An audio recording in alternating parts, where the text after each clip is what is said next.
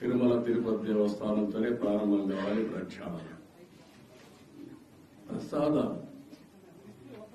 నీని లేకపోతే పరిశుభ్రత అన్నిటికీ తిరోధకాలు చేశారు.